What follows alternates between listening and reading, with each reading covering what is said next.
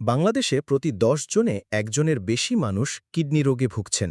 দেশে প্রতি বছর কিডনি বিকল হয়ে প্রাণ হারাচ্ছে ৪০,০০০ মানুষ। জেনে নেওয়া যাক কিডনি রোগে প্রধান লক্ষণসমূহ। ১.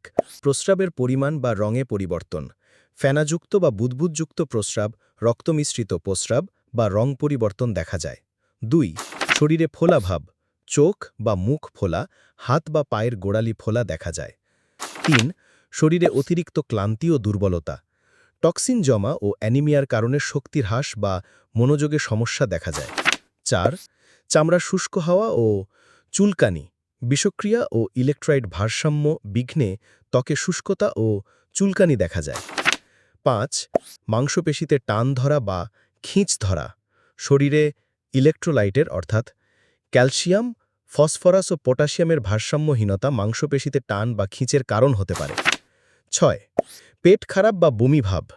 ইউরেমিক টক্সিনের কারণে হতাশা বা বমি অনুভূত হতে পারে। ৭.